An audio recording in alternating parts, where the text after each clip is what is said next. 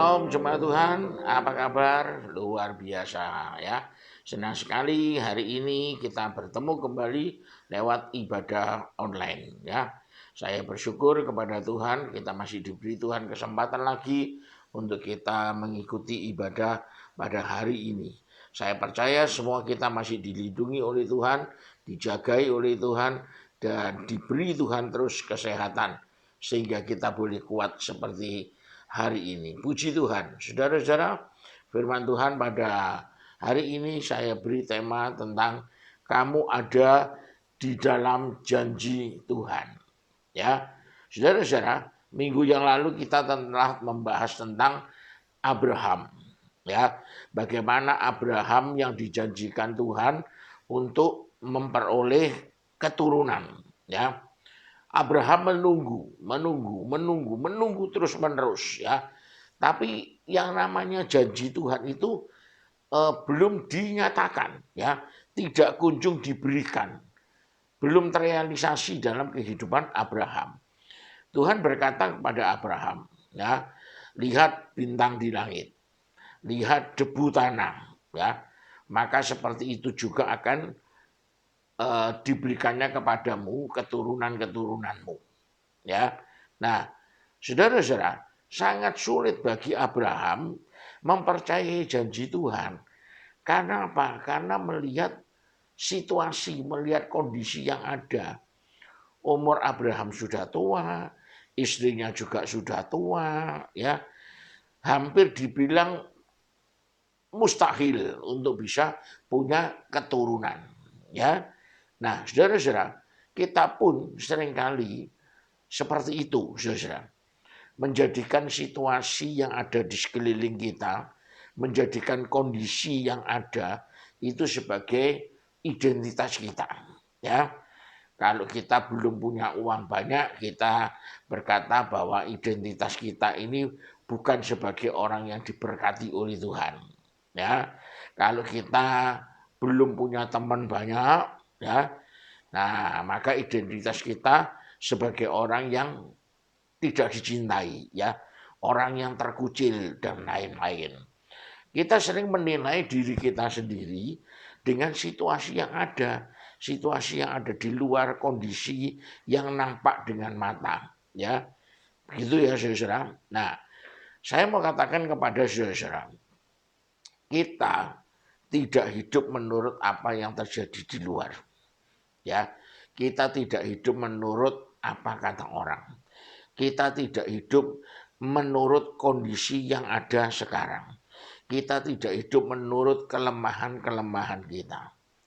Karena apa? Karena firman Tuhan katakan di dalam Yesaya 40 ayat yang ke-13, Yesaya 40 ayat 31. Ya. Tetapi orang-orang yang menanti-nantikan Tuhan mendapat kekuatan baru. Mereka seumpama raja wali yang naik terbang dengan kekuatan sayapnya. Mereka berlari dan tidak menjadi lesu. Mereka berjalan dan tidak menjadi lelah. Dengan kata lain, saudara, orang yang mencari Tuhan, dia akan punya kekuatan, ya, akan punya kekuatan. Tidak ditentukan oleh situasi yang ada di luar, ya, tidak ditentukan oleh kondisi apa yang ada di luar, ya, tapi seberapa banyak kita mau menerima dari Tuhan, ya, saudara-saudara. Ketika Tuhan Yesus datang ke rumah Marta dan Maria, ya, Marta dia sibuk melayani Tuhan, ya, sibuk menyiapkan segala sesuatu, sibuk menyiapkan ini itu dan lain-lain. Karena apa? Karena ada tamu, yaitu Yesus yang perlu dilayani. Ya, sedangkan Maria hanya duduk dan mendengar Yesus berbicara. Saudara, Maria sibuk menerima. Ya, kalau kita perhatikan kesannya sepertinya Maria ini kok gak sopan. Ya, wong ada tamu loh kok gak dilayani. Tapi yang luar biasanya, saudara, justru Yesus itu lebih suka attitude-nya Maria. Ya, Yesus berkata dalam Injil Lukas 10 ayat 42, Tetapi hanya satu saja yang perlu, Maria telah memilih bagian yang terbaik yang tidak akan diambil daripadanya. Yesus berkata, Maria memilih bagian yang terbaik. Apa bagian yang terbaik itu, saudara? Ya, bagian yang terbaik itu yaitu mendengarkan dan menerima. Mendengarkan dan menerima. 3 Yohanes 1 ayat 2 mengatakan, Saudaraku yang kekasih, aku berdoa, semoga engkau baik-baik dan sehat-sehat saja dalam segala sesuatu, sama seperti jiwamu baik-baik saja.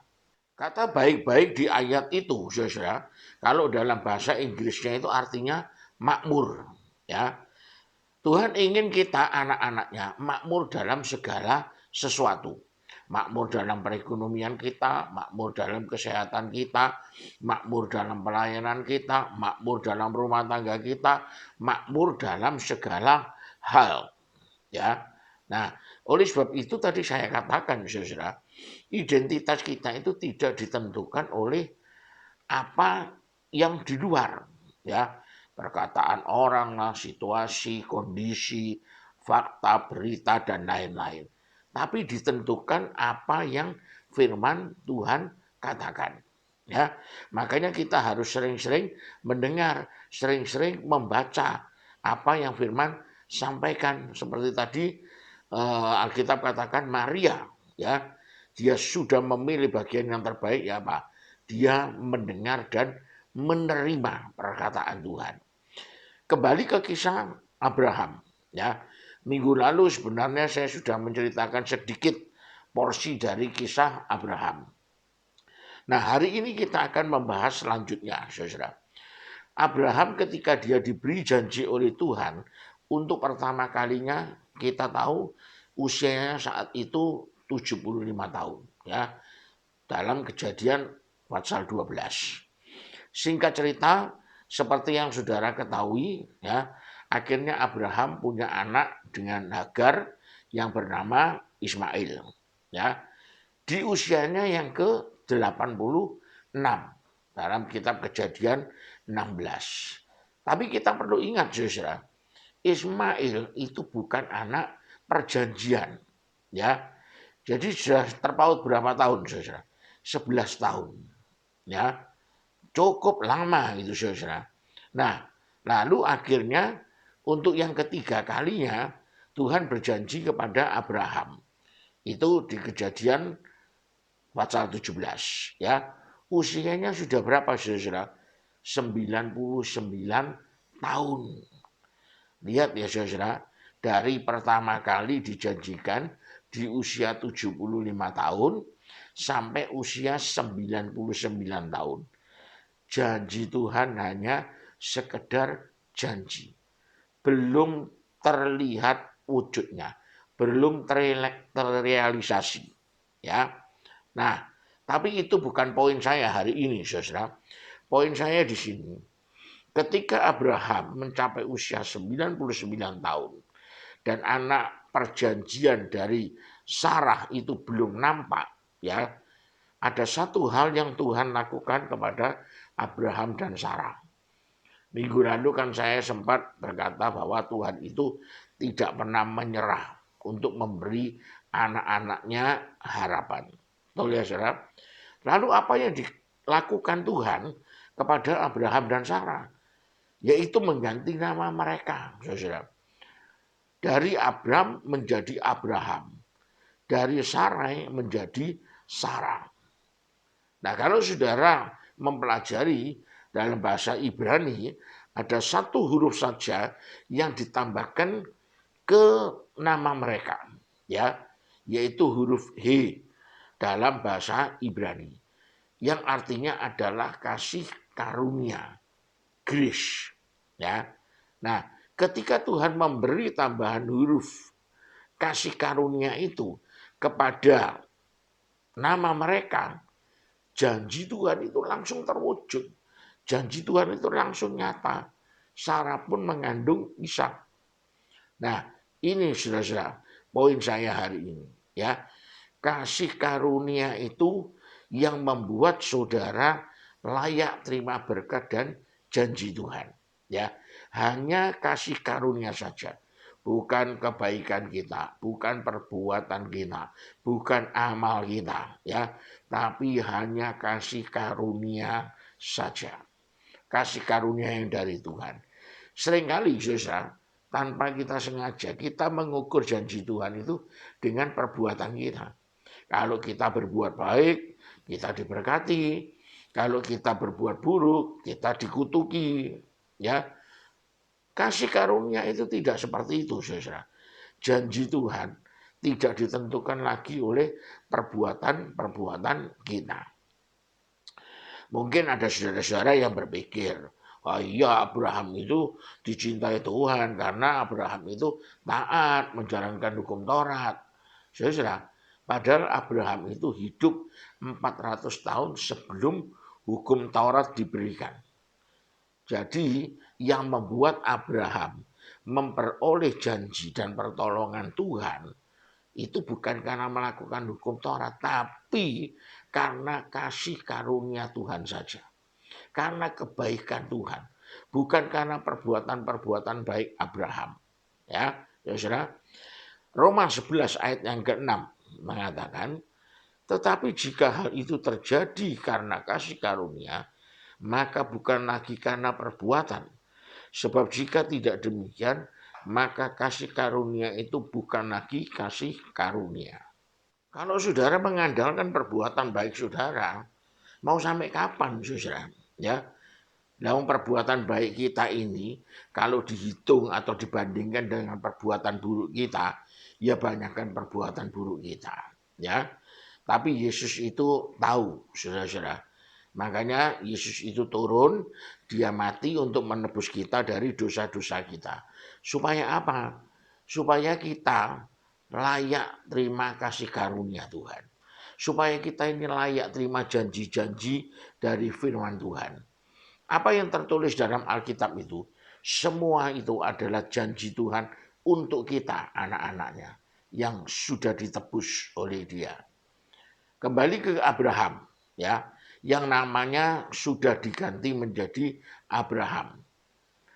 Kalau ganti nama, saudara, berarti arti namanya juga berubah. Ya, Abram itu artinya Bapa Mulia.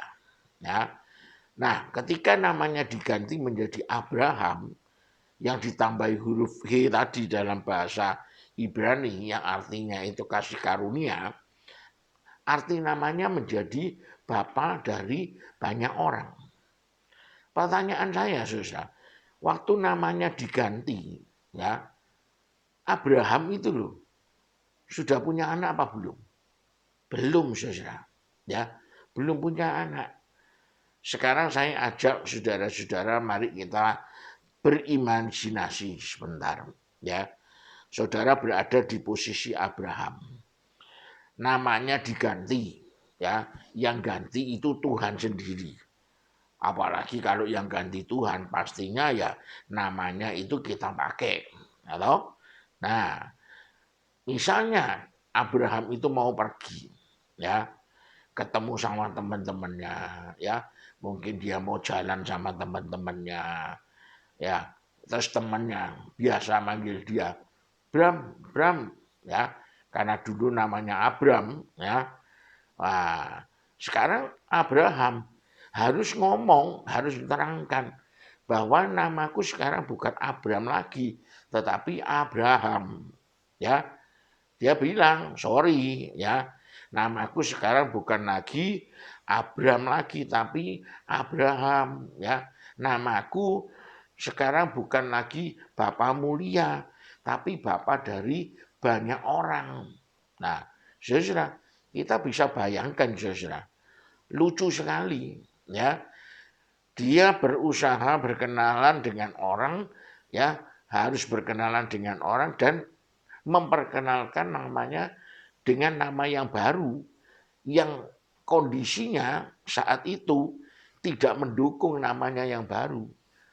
Bapak dari banyak orang, ya toh, dia kenalan sama orang, namaku Bapak dari banyak orang. Nanti ketemu jabat tangan lagi, Bapak dari banyak orang. Padahal Abraham belum punya anak. Saudara bisa bayangkan apa kata orang. Ya toh, mungkin mereka yang biasa gosip di belakang Abraham, ya toh, mereka pada mengeluh, ngerasani, saudara. Lawong ndak punya anak kok mau sok-sokan namanya diganti jadi bapak banyak orang. Ya toh, mikir apa itu Abraham?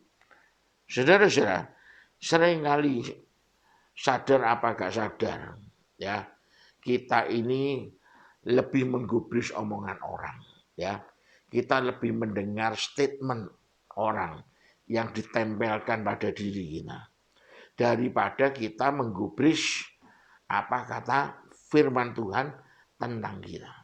Ya, sekali lagi saya ulangi, seringkali kita lebih ngurusi omongan orang, ya stempel orang yang diberikan kepada kita daripada identitas kita sebenarnya menurut apa yang firman Tuhan katakan.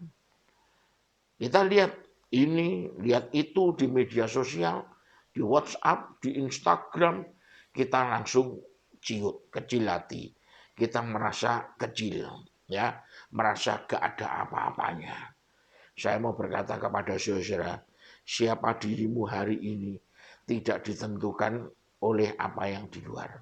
Siapa dirimu hari ini, itu yang menentukan firman Tuhan. Yang setuju katakan amin. Ya, nah, saudara, memang Abraham memilih untuk tidak peduli dengan omongan orang. Ya, Abraham teguh dalam janji Tuhan. Kadang-kadang dia bisa lemah, tapi pada akhirnya dia memutuskan untuk percaya. Ya, Kejadian 15 ayat yang ke-6. Lalu percayalah Abram kepada Tuhan, maka Tuhan memperhitungkan hal itu kepadanya sebagai kebenaran. Makanya judul firman Tuhan hari ini adalah kau ada di dalam janji Tuhan, ya, atau kamu ada di dalam janji Tuhan. Saudara, gak peduli omongan orang, ya, gak peduli yang lain-lain. Yang dipedulikan hanya apa yang firman Tuhan katakan. Ya, Abraham percaya apa yang Tuhan katakan. Nah, sekarang kita, apa yang mau kita percayai, saudara? Statement orang lain, ya, pencitraan orang lain, asumsi kita, ya, atau mungkin stempel orang lain yang diberikan kepada kita, ya, situasi kondisi kita, saudara. Atau kita mau percaya hanya kepada Tuhan. Ya, kalau ada di antara saudara hari ini yang merasa kecil, merasa rendah, ya, saudara merasa gak bisa apa-apa. Ada satu kutipan ayat di Hakim-Hakim 6 ayat 12, di mana Tuhan berkata kepada Gideon pada waktu itu, ya, Tuhan menyertai engkau, ya pahlawan yang gagah berani. Ingat saudara, ayat itu katakan Tuhan menyertai engkau. Dimanapun kita berada, apapun yang kita lakukan, dalam situasi apapun, kita harus ingat bahwa Tuhan menyertai engkau. Ya, mari kita katakan bersama-sama dengan saya. Tuhan menyertai aku. Lagi, Tuhan menyertai aku. Kita mungkin bisa melakukannya dengan menutup mata kita, ya, sambil saudara boleh tepuk dada saudara, sambil saudara berkata, Tuhan menyertai aku, ya, Tuhan menyertai aku. Amin ya, saudara. Perkatakan terus firman Tuhan.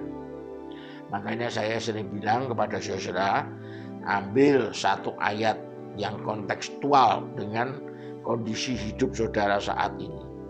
Dihafalkan, diperkatakan terus menerus, ya, diperkatakan dengan iman, dengan penuh kesungguhan, penuh percaya, maka pasti nanti akan memberi kita kekuatan dan penghiburan.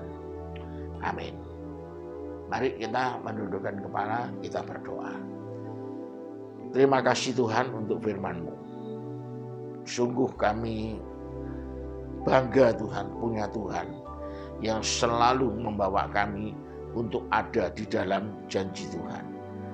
Kami bersyukur Tuhan, Engkau sudah mati, Engkau sudah bangkit buat kami, sehingga kami boleh punya kasih karunia yang dari Tuhan. Di dalam kami menjalani kehidupan kami Tuhan, kami hanya percaya akan kasih karunia-Mu.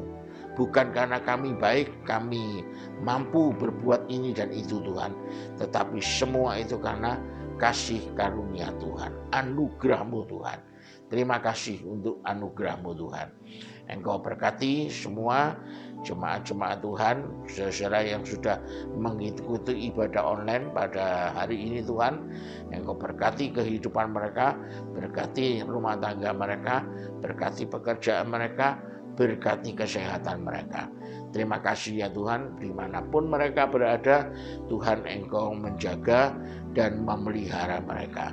Terima kasih ya Tuhan, terima kasih. Di dalam nama Tuhan Yesus, kami naikkan doa kami. Amin. Puji Tuhan, saudara. Tetap jaga kesehatan kita, ya. Terus berdoa, Tuhan memberkati kita. Amin. So